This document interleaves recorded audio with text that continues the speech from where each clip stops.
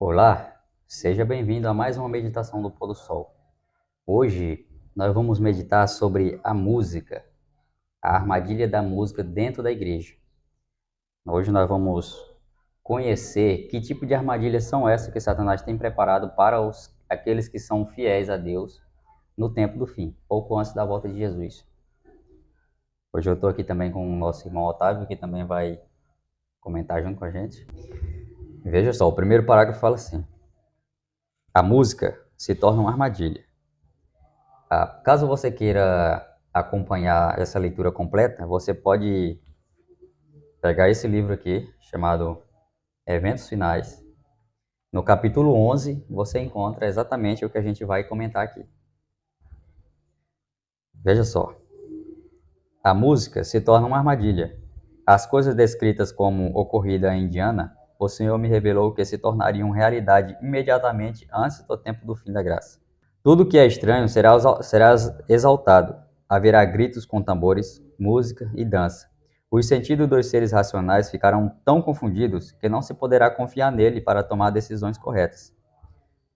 O barulho atordoante fere os sentidos e perverte aquilo que, se devidamente dirigido, seria uma bênção. As forças dos agentes satânicos misturam-se com o estandalhaço para provocar um carnaval, e isso é chamado de ação do Espírito Santo.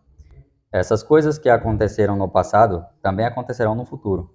Satanás fará da música uma armadilha, devido à maneira pela qual é executada. Não demos lugar a essas práticas estranhas que realmente afastam a mente das profundas atuações do Espírito Santo. A obra de Deus sempre se caracterizou pela calma e dignidade. Você observou o que fala aqui nesse parágrafo? Nós temos na nossa igreja, não só na nossa igreja, mas em várias outras denominações, em sua grande maioria, a música como um laço. Como assim um laço? A Bíblia, ela deixa bem claro que as coisas de Deus precisam ser com decência e ordem. Quando na passagem de Davi fala que Davi tocou tambores e dançou na presença de Deus, lá na mesma passagem, se você procurar, você não vai encontrar a parte que fala assim: e Deus se agradou da oferta de Davi, de louvor. Você não encontra isso. Assim como naquela época os patriarcas, algum deles, não todos, alguns deles, tinham mais de uma esposa e Deus suportava, não significava que Deus aprovava. O plano de Deus sempre foi uma esposa para cada homem. E todos aqueles, se você for observar, todos aqueles que escolheram mais de uma esposa, que tiveram mais de uma esposa, tiveram muitos problemas. Foi uma perturbação mental a vida deles toda, porque esse não era o plano de Deus. Assim como a música, Deus não deixou a música para que ela fosse de forma a agitar o espírito e deixar as pessoas com as emoções agitadas. Não. A Bíblia deixa bem claro que a música ela precisa ser de forma que internece o espírito, eleva a mente às coisas celestiais, acalma, não é uma coisa que agita. Essas músicas que nós temos hoje que tem um ritmo acelerado, um ritmo com tambores e bateria e que provocam movimentos involuntários, Deus suporta, mas ele não aceita. Você pode pesquisar na Bíblia todinha que você vai ver que esse tipo de música, ela não é aceitável a Deus, porque ela não se encaixa com um padrão de louvor sacro. A música que agrada a Deus, ela não pode provocar movimentos involuntários e nem confundir os sentimentos. Ela precisa ser uma música que abre o nosso raciocínio para poder meditar nas coisas de Deus. Você pode ver que a maioria dos hinos antigos, quem ainda conheceu o hinário antigo, vai ver que as músicas elas são basicamente uma leitura da Bíblia. Por que assim?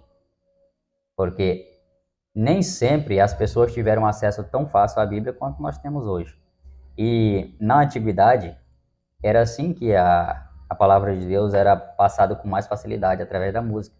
Ela era cantada e ficava mais fácil das pessoas elas decorarem, delas aprenderem a palavra de Deus através da música. Inclusive, isso é um fato até hoje. Se você for observar, não só as coisas de Deus, mas quando você ouve uma música do mundo, com uma letra, seja qual for, essa mensagem que está na música, ela fixa muito mais rápido no nosso entendimento do que se fosse uma mensagem lida ou falada normalmente.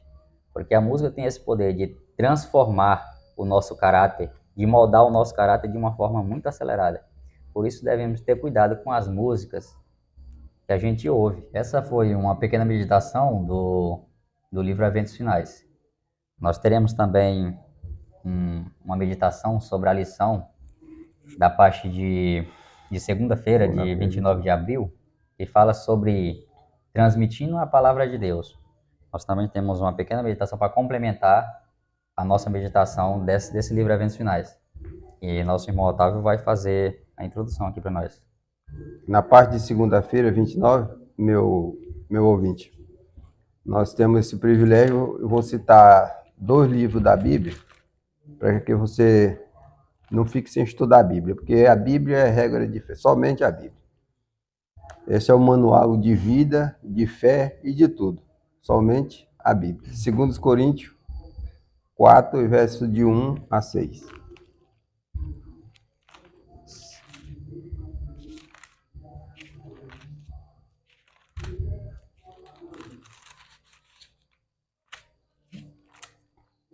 Segundo Coríntios, capítulo 4, né? E verso de 1 a 6.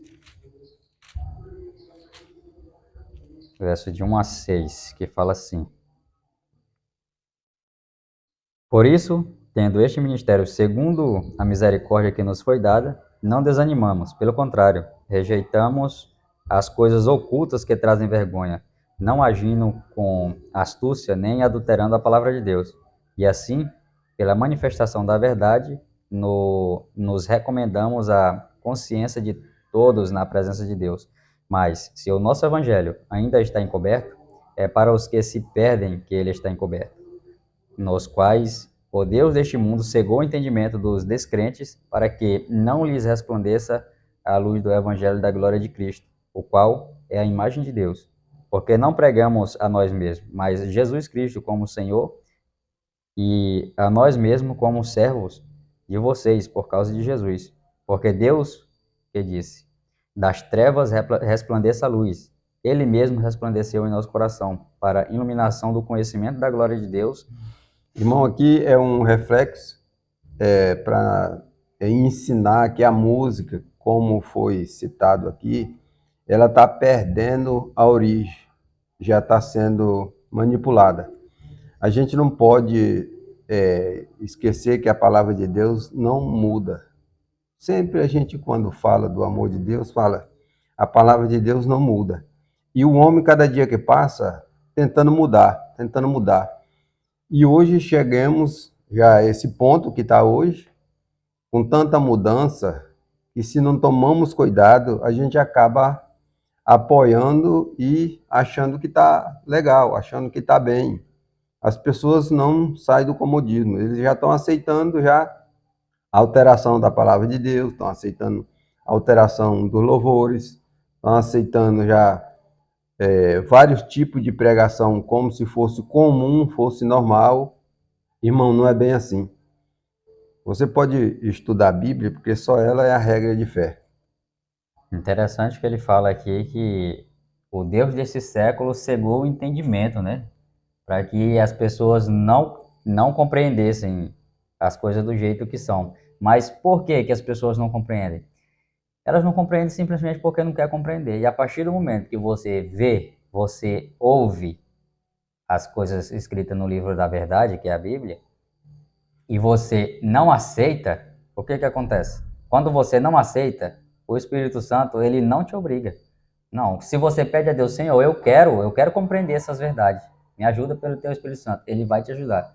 Mas quando você simplesmente ignora e diz que isso não tem importância, você caiu naquela parte de que o Deus desse século cega o seu entendimento, porque você escolheu não querer compreender e nem aceitar as verdades. E essa foi a nossa meditação de hoje. Peça a Deus a ajuda do Espírito Santo para que você possa compreender a palavra de Deus da forma como Deus deseja que você compreenda, e não da forma como você acha que deve compreender, porque o ser humano naturalmente ele é inclinado ao erro. Você naturalmente vai procurar uma desculpa para justificar o seu erro. E enquanto você estiver dessa forma procurando uma desculpa para justificar o seu erro, você não está dando oportunidade para o Espírito Santo moldar o seu caráter segundo a vontade de Deus.